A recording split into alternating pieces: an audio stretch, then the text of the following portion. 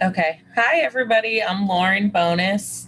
I work for Camden County Mosquito Commission, and we are doing control of the spotted lanternflies. So I'm just here to tell you some information about the spotted lanternflies. So these are some of pictures of the spotted lanternfly in their adult stage. Um, let's see. Okay, so just some background information. The spotted lanternfly is an invasive plant hopper from Asia.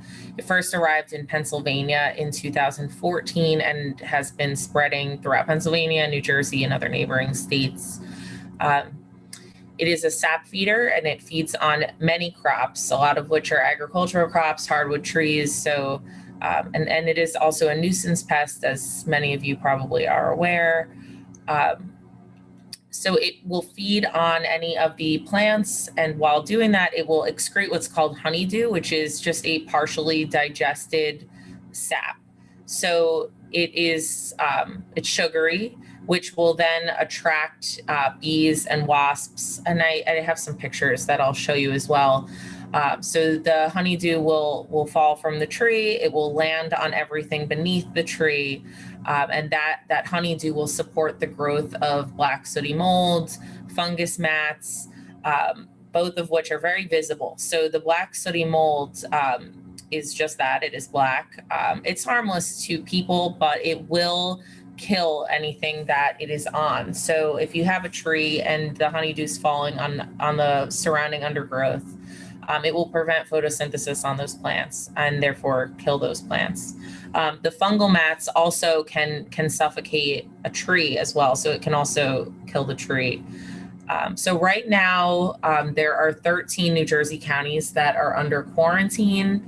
And all that means is that we are aware that there are spotted lanternflies throughout 13 counties. That does not mean they're not in the other counties. It just means that they are known to be in all of those counties at a high enough rate that if you're in those counties, they just want you to track, make sure you're not leaving with them, you're not taking any life stage or any egg masses out with you, to just try to track their spread or limit their spread.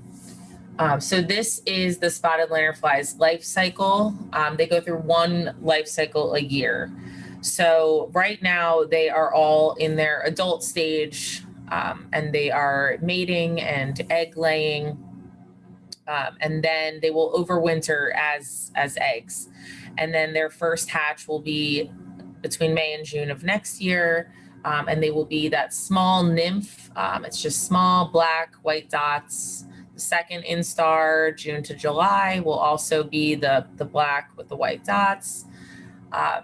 And the third instar as well. And then it will turn into the fourth instar, which is the red with white dots. And then again, we're back at adults. So it's just one life cycle a year. They can overlap a little bit, but largely they are all the same life stage.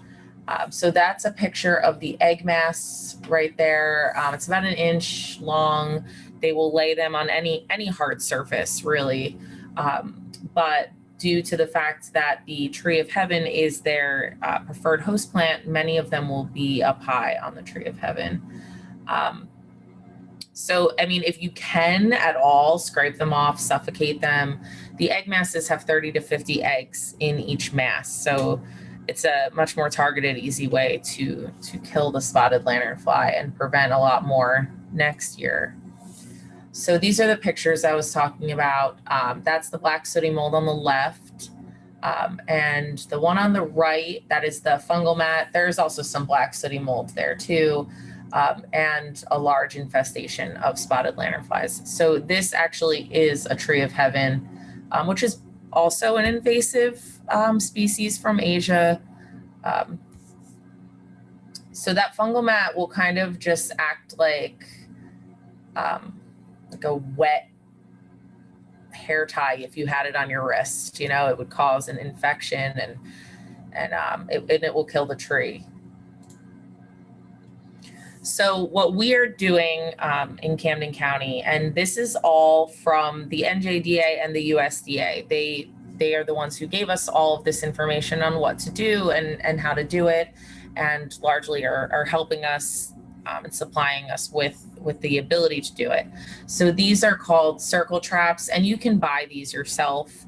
They sell them on the internet. Also, Penn State has a step-by-step list of how you could create one yourself.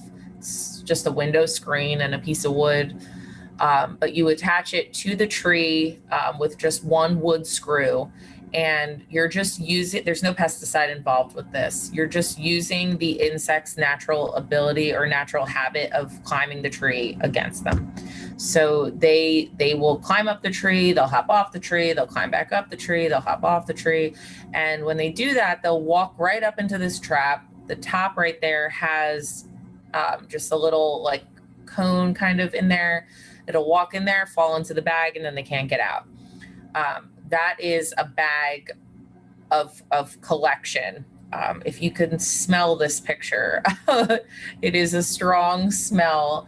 And then these are just signs we put out just to let people know, this is what we're doing. This is what the trap is for. You can buy them as well. They're really useful if you have truly infested trees like this. So I go out and replace these bags every 2 to 3 weeks, and they're usually a pretty heavy collection. And again, it's pesticide free and low maintenance. So this is pesticide applications. And you, I'm sorry.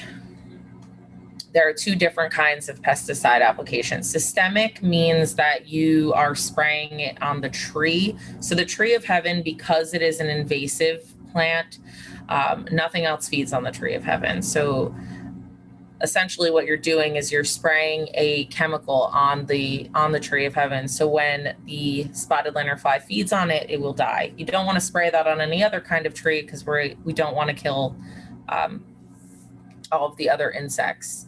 A contact pesticide, and AI is active ingredient. So that's the dinotefuran is the systemic pesticide, and bifenthrin is the contact pesticide. And that's just killing the insect while it's there. You're contacting the insect. This right here is a list of homeowner pesticides.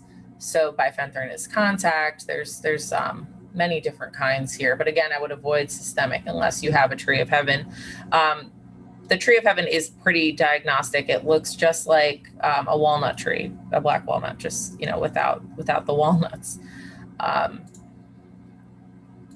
And then we also do a lot of public education. So we will go to any event. Those are my kids there. They took over my table trying to teach everybody. But we try to just teach people, what the life stages look like, what you can do to get rid of them, that we exist in the first place, and we are not doing this control on private property, but if it is on county property, we will do control on county property, and we could let you know what you can do. We have pictures. We have that same list of pesticides that usually are for purchase at any hardware store. So a lot of public education. So that is really everything that, like all the background information. There's usually a lot of questions, so I'm open to that. But to the extent that you can, I would just say, just like this, join the battle, beat the bug. We want to kill the spotted lanternfly until we are able to get their natural predator here. Hopefully that is sooner than later. Until then, we do the best we can and try to knock down their populations. Their natural predator is a parasitic wasp. So it's just a small wasp that will lay its eggs on the spotted lanternfly, similar to what happens with caterpillars. So until then, we're just trying to lower their numbers. And I think that's it. And I'm open for questions. So does the circle trap also collect other native insects? Does it just trick the lanternflies? So I will say from the entire summer that I've had these, I have maybe got one wasp. I think there was a few crickets in there, but largely I would say 99% it was spotted lanternflies. And I think the reason for that question is probably the sticky tape. That will catch a lot of other things, the sticky tape. Also, I am only putting them on very infested trees. So I would guess maybe if the tree was a different species of tree, maybe. But right now on the infested trees, it is probably a 99% spotted lanternflies. A few other things, but.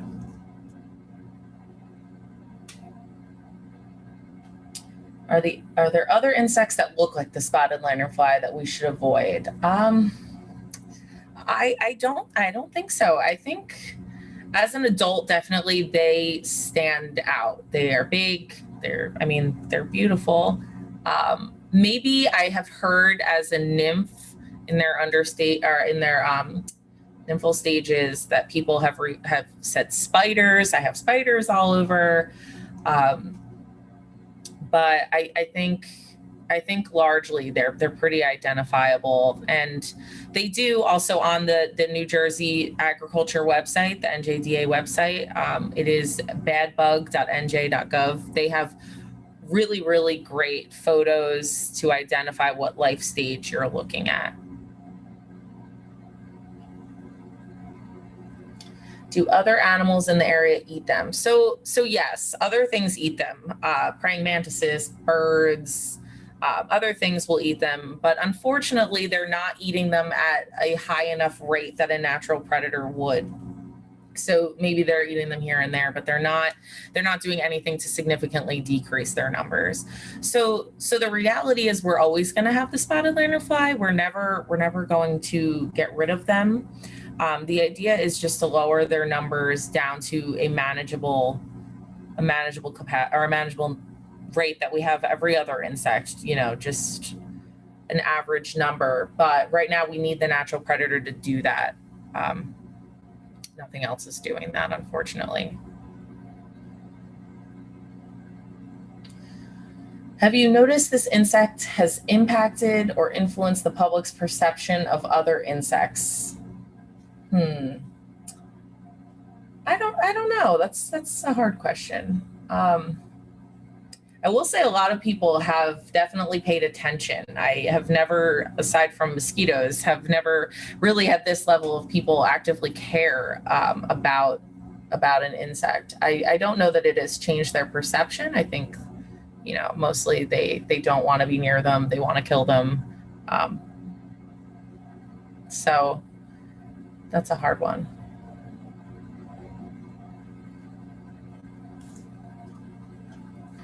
Are they planning to bring the predator wasp here? Are they worried about introducing another invasive or problems it might cause? So yes. So right now, the NJDA, the USDA, and probably many other people are very heavily researching this wasp. So they want to avoid having another problematic invasive species. So they will research it, and forgive me, but I'm not entirely sure of exactly what goes into that. I do know that it takes years because they don't want to cause another problem. But that is the goal. The ultimate goal would be to bring their natural predator here. Then we would no longer have to worry about killing them. The wasp would take care of that.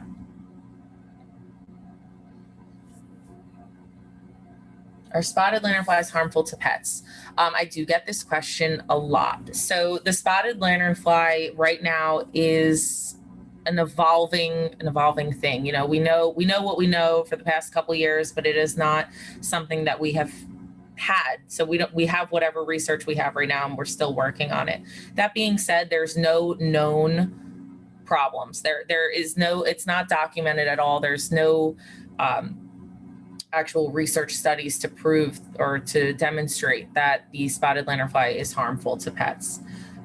There has been no studies or of anything I've heard people say or rumors being spread about seizures or blisters or things like that. But there actually is no studies on that.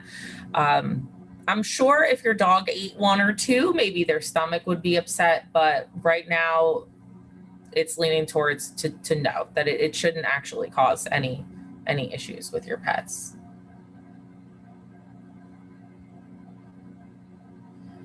Should homeowners do pesticide applications themselves, or should they just do physical removal? So pesticide application, if you're doing it on your own property, You can, I mean, you can do it. I would just say that the label is the law. So follow the label. More is not better. So whatever the label says. I will say that the contact pesticide is probably the best thing to do if you have a large infestation. If you only have 10, 20 spotted lanternflies, I would say a trap or just, swatting them, stepping on them. It's probably not worth spraying pesticide if you don't have a large number of spotted lanternflies. That being said, if we look at some of these heavily infested trees that I had before, if you have something like that there, I would absolutely say that you should spray that with a contact pesticide, again, following the label. And there are pest control companies that will come and do it as well. So if you don't want to do that, you can absolutely hire a company to do that as well. And if it is a tree of heaven, and I would confirm that with somebody first, and that could be probably a county employee. I mean, I would, if you sent it to me, I would absolutely tell you if it's a tree of heaven or not. If you sent me a picture, then you could do the systemic pesticide too. But I would just follow the label with that. I heard that honeybees are using their sap to make honey. Is that safe for people to eat? So the honeybees are attracted to the honeydew that I was saying before. So I will say that all of these truly infested trees, and this might get a little graphic, but if you are at this tree right here and you're standing under it, you could literally, it feels like it's raining. You could actually feel the honeydew falling from the tree onto you. And that's what all of this black sooty mold is coming from. And it has an odor, and it's not necessarily bad, but you can smell out a spotted lanternfly infestation. Anyway, all of that sweetness is what's attracting the bees and the wasps to it. So is it safe? I guess that's a hard question. I will say that I don't want to give an answer on if it's safe or not, because I'm not. That's something I have not actually researched. It's a good question because yeah, if I'm treating the tree, is it safe? That's a good question. I will say that I don't know enough about that to answer that.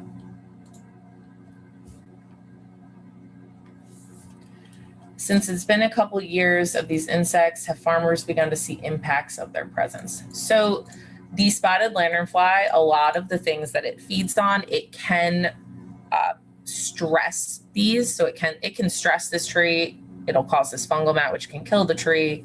But there are things that it will just outright kill. One of those things are grapevines, which is why, we care so much about the spotted lanternfly. Aside from the fact that it's a nuisance, it can kill huge agricultural crops. The grapes are the entire wine industry, so that's a lot of money annually that these spotted lanternflies can destroy probably in 1 year. So the state was helping farmers. I'm not entirely sure of what that program entails, but the state was trying to help farmers mitigate those issues. Because I would say yes, they definitely are seeing the impacts of the presence. I would say yes.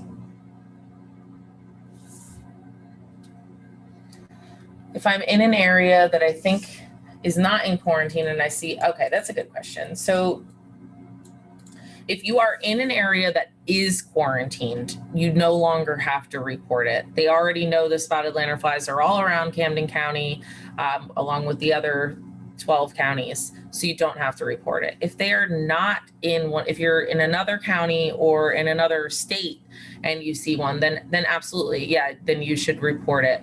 And again, you can do that on that website, badbug.nj.gov. I believe that they no longer have the phone number for reporting, but that website has a very good reporting tool with photos.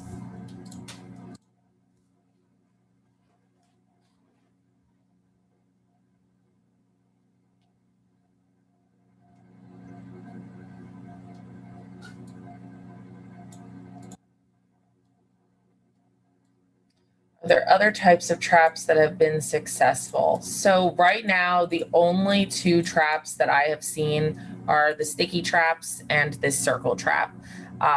The sticky trap you can use.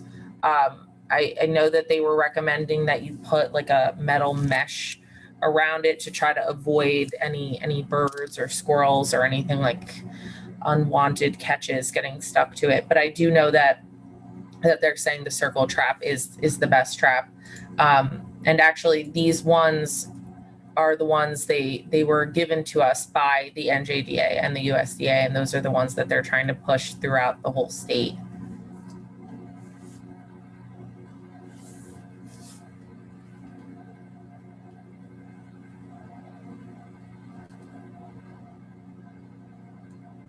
And all of this information, with the pesticides, and the trapping and all the questions about the spotted lanternfly itself and all the things that it feeds on, all of that too is pretty clearly written, on the NJDA website. And Penn State has a lot of good information as well.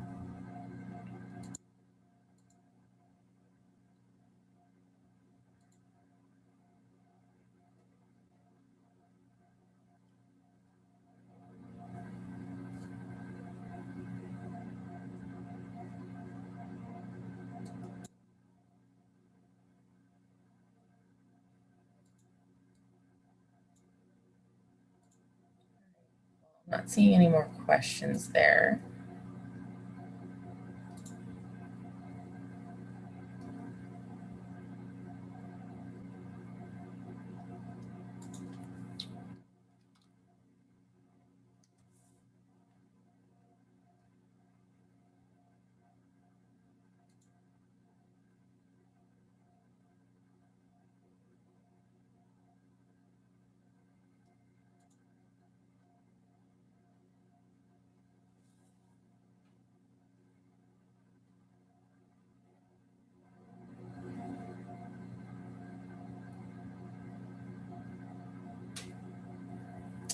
Yes, they were. So the question is, do you know where they were first spotted in the U.S.?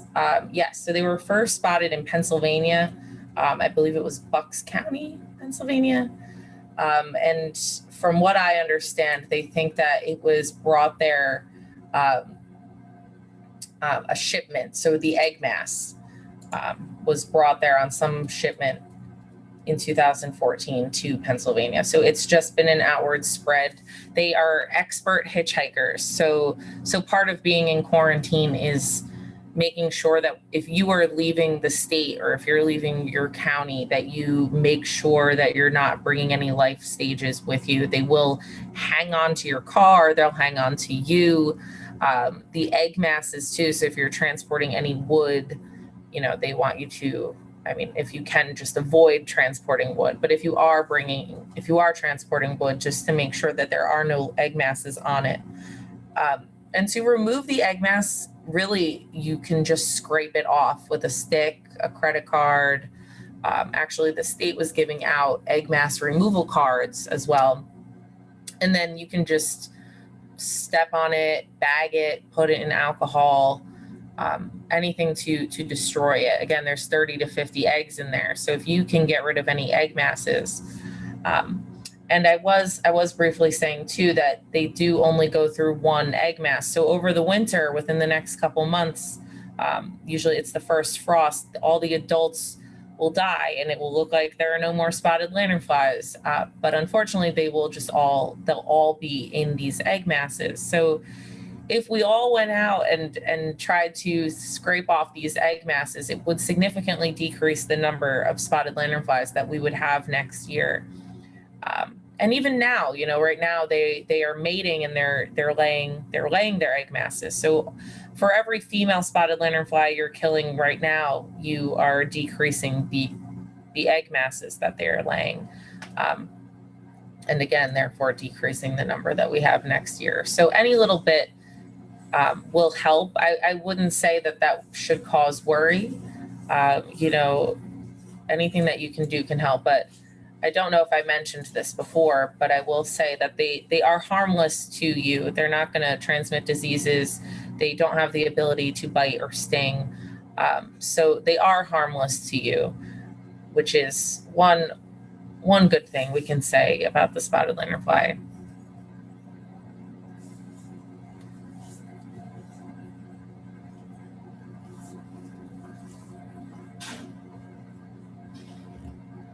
In the U.S., how many states are they in? I should know the exact number. It's definitely New Jersey, Pennsylvania, and I want to say Delaware and Maryland, but I'm not 100% sure.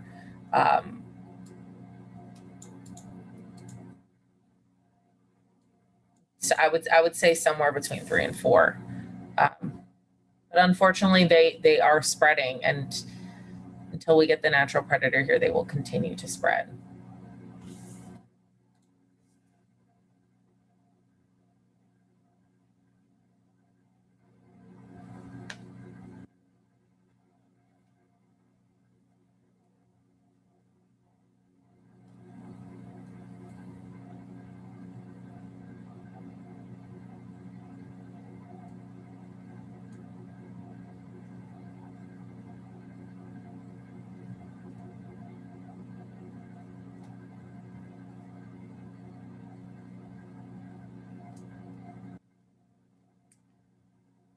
Okay, so I guess just some final thoughts about what you can do to help, to be involved in trying to lower the numbers of the spotted lanternfly. I will say that it depends on the time of year, but right now the most important thing you could do is to just try to, like I said, kill any of the adult spotted lanternflies, scrape off any of the egg masses. If you do have an infested tree, trying to trap that tree is probably the most low maintenance thing that you can do. I will say if you live, in Camden County or, in the state of New Jersey, if it is on public property, like it wouldn't hurt to take note of where it is. If it's an infested tree in the middle of county woods, that is helpful. Then I will know exactly where to go and where to treat. And then just spread the word. So I will say that a good thing is to show people what they actually look like. I have had that a lot, that when I tell people that these little black and white ones are the spotted lanternflies, that they're shocked, and if they don't know that they're the spotted lanternfly, they're definitely not trying to kill them. So it's definitely helpful, just knowledge, just to spread the word. So I think that was the best thing that I can say, is to just educate other people, and to the extent that you can, just try to get rid of any of them.